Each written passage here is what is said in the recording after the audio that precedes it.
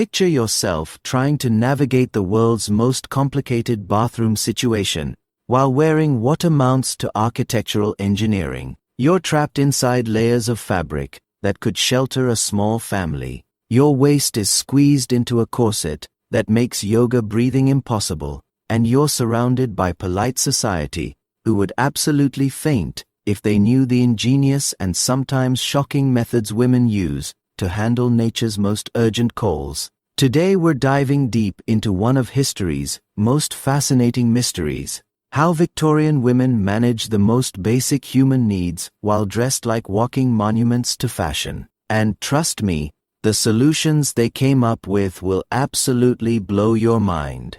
But before we journey back to this world of hidden chamber pots and secret bathroom strategies, I'd love to know where in the world you're watching from. Drop a comment below and let me know your country or city. I find it absolutely fascinating that we can connect across continents to explore these incredible historical mysteries together. And if you're enjoying these deep dives into history's most intriguing secrets, hit that subscribe button because we've got so many more mind-blowing stories to uncover. Now let's transport ourselves back to an era where using the bathroom was essentially a full-contact sport, and women had to become masters of stealth and strategy just to answer nature's call. The Victorian woman's daily dress routine was like preparing for battle. She'd start with a thin linen shift. Think of it as the foundation layer that would protect her expensive outer garments from direct contact with her skin. Then came the corset, laced so tightly that many women actually had their lower ribs permanently reshaped.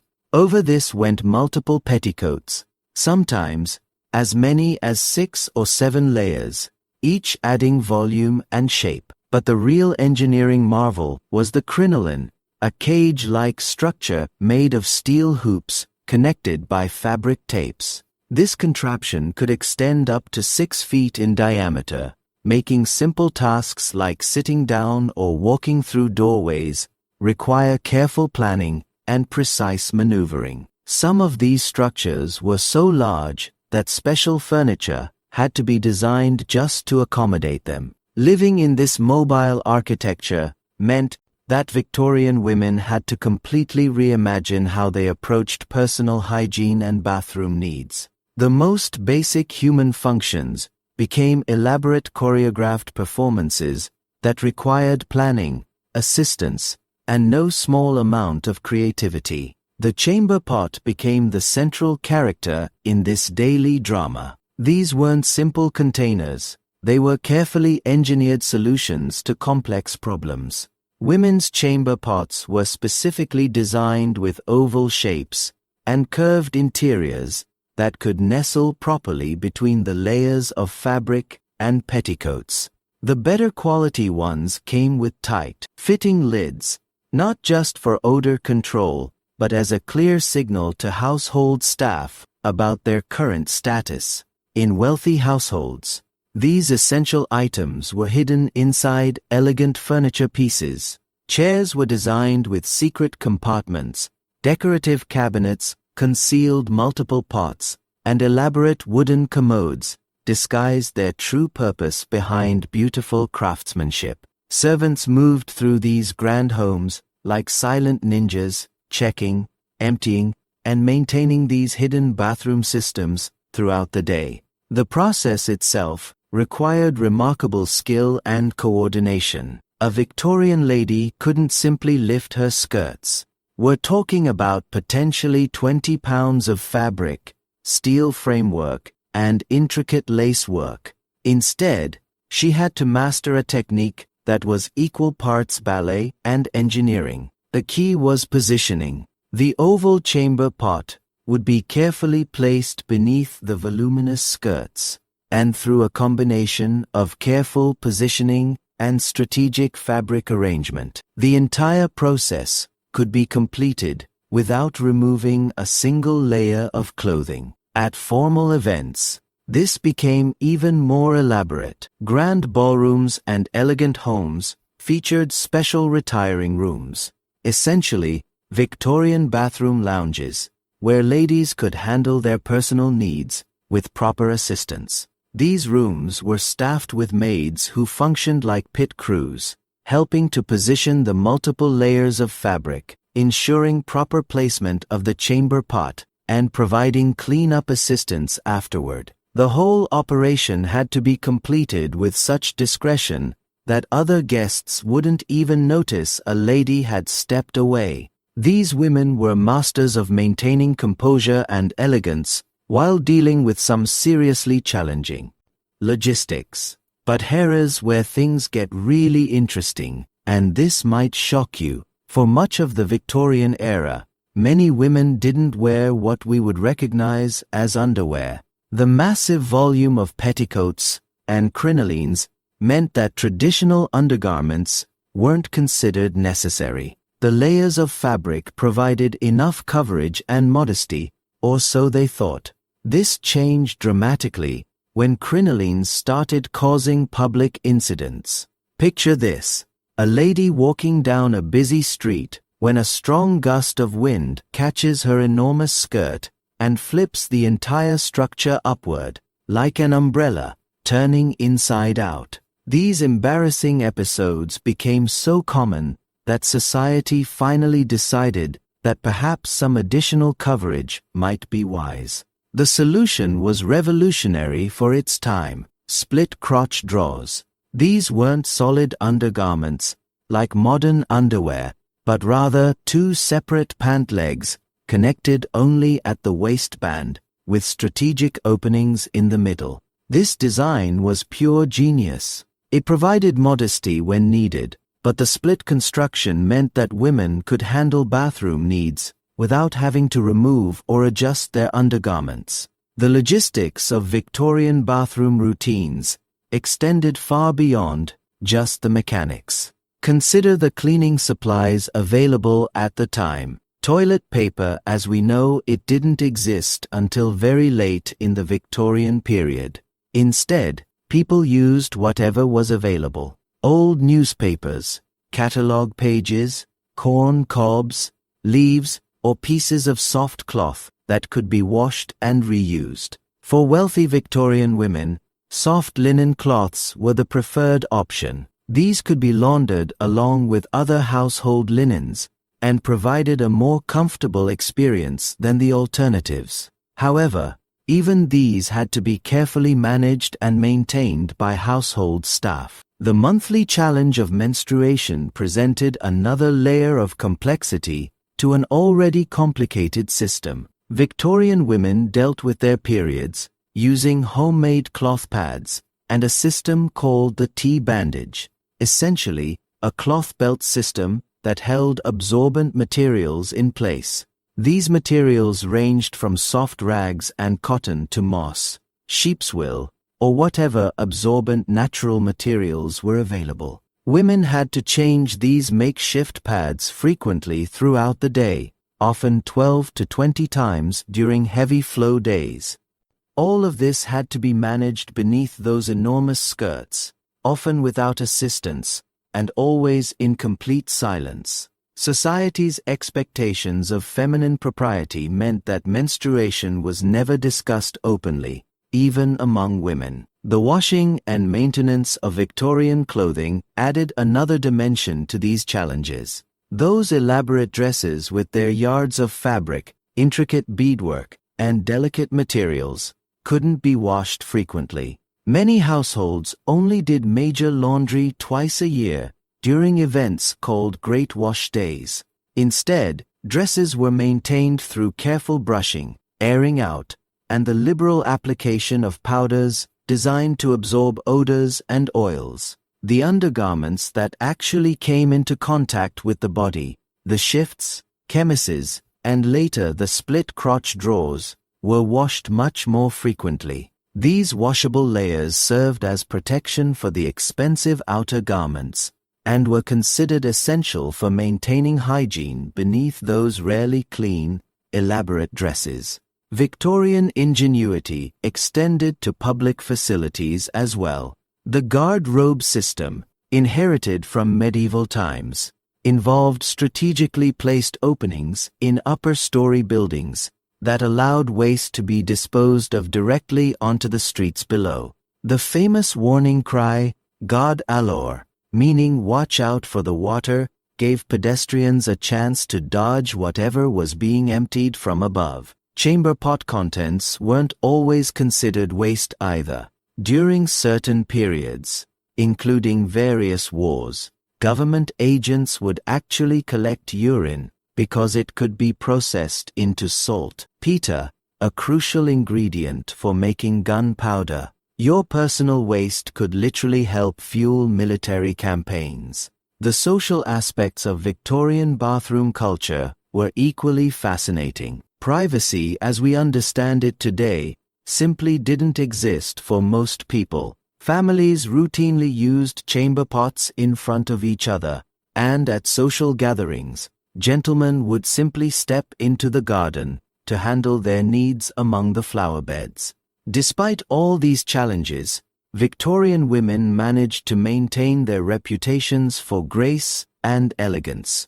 They developed systems, techniques, and social protocols that allowed them to navigate these daily challenges while upholding the strict standards of propriety that defined their era. The ingenuity required to manage basic human functions while wearing what amounted to portable architecture speaks to the incredible adaptability and resourcefulness of Victorian women. They created solutions that were practical, discreet, and effective, even if they seem shocking or amusing to our modern sensibilities. This glimpse into Victorian bathroom culture reveals so much about the era's values, social structures, and the incredible lengths people went to maintain appearances while dealing with universal human needs. It's a reminder that throughout history, people have always found ways to adapt to their circumstances, no matter how challenging or seemingly impossible they might appear. These women were pioneers in problem solving, creating systems and techniques that allowed them to function in a world that seemed designed to make the most basic human activities as complicated as possible. What's particularly remarkable is how these elaborate rituals became so normalized that they were simply accepted as part of daily life. Victorian women developed an almost military-like precision in managing their clothing, their schedules, and their personal needs. They had to plan their entire day around the logistics of their wardrobe, calculating how long they could go without access to proper facilities, timing their fluid intake, and even coordinating with other women to share retiring rooms and assistants. The psychological resilience required to maintain dignity while dealing with these challenges cannot be overstated. Imagine the mental fortitude needed to attend a formal dinner party, engage in witty conversation, dance gracefully, and maintain perfect posture, all while managing the physical discomfort of a tightly laced corset and the constant awareness that any bathroom emergency would require a complex logistical operation. Victorian women also developed their own secret networks of knowledge and support. Mothers taught daughters the intricate techniques required for managing their elaborate clothing systems. Servants became experts in the subtle art of assistance, knowing exactly how to help without drawing attention to what was happening. Female friends developed coded language and discrete signals for communicating bathroom needs at social events without breaching the strict rules of polite conversation. The economic impact of these clothing systems was enormous as well. Wealthy families employed teams of servants, whose primary job was maintaining the complex wardrobe requirements of the household's women. Laundresses, ladies' maids, and seamstresses all specialized in different aspects of keeping these elaborate clothing systems functional. The amount of labor required just to keep one Victorian lady properly dressed and maintained was staggering. Interestingly, the inconvenience of these clothing systems may have actually contributed to some positive social changes. The difficulty of managing such elaborate dress encouraged wealthy women to spend more time at home or in controlled social environments, which inadvertently led to increased focus on domestic arts, education, and intellectual pursuits. Some historians argue that the impracticality of Victorian fashion actually pushed women toward more sedentary but intellectually engaging activities. The evolution away from these extreme fashion constraints didn't happen overnight. It took decades of gradual change, influenced by everything from bicycle riding becoming popular among women to the practical demands of World War I, which required women to take on more active roles in society. The enormous crinelines gradually gave way to bustles, which then evolved into more practical skirt designs that allowed for greater mobility and independence. Looking back at these elaborate systems, it's easy to see them as quaint historical curiosities, but they reveal something profound about human adaptability. Victorian women didn't just survive these challenges, they mastered them, creating elegant solutions to seemingly impossible problems. They developed techniques that allowed them to maintain their dignity, their health, and their social standing while navigating some of the most impractical clothing ever designed. The legacy of Victorian ingenuity extends far beyond bathroom logistics. These women pioneered approaches to problem solving, discretion, and social coordination that influenced everything from fashion design to social etiquette to the development of modern plumbing and sanitation systems. Their experiences directly contributed to the push for more practical clothing designs and better public health infrastructure. So the next time you effortlessly use a modern bathroom, slip into comfortable clothing or handle any personal care routine with ease, take a moment to appreciate the incredible journey that brought us from chamber pots and crinoline cages to the convenience we enjoy today. The Victorian women who navigated these daily challenges with grace and determination paved the way for the freedoms and conveniences we now take for granted. Their story reminds us that human innovation often comes from the most unexpected places. Sometimes the greatest advances in convenience and comfort are born from the most inconvenient and uncomfortable situations. Victorian women transformed necessity into art, creating systems so sophisticated that they maintained elegance even in the most challenging circumstances.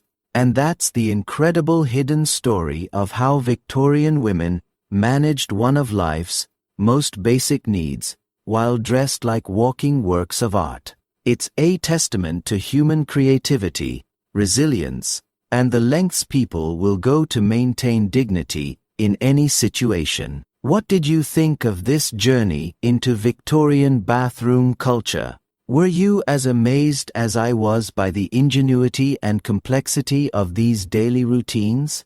I'd love to hear your thoughts in the comments below. And remember to let me know where you're watching from. Connecting with viewers from around the world makes exploring these fascinating historical mysteries even more exciting. If you enjoyed diving deep into this hidden side of history, you'll definitely want to subscribe, because we have so many more incredible stories waiting to be uncovered. From ancient beauty secrets that will shock you to medieval dining habits that will change how you think about food, we're constantly exploring the fascinating, weird, and wonderful aspects of how people lived throughout history. Thanks for joining me on this incredible journey through time, and I'll see you in the next video where we'll uncover another amazing historical mystery that will leave you questioning everything you thought you knew about the past.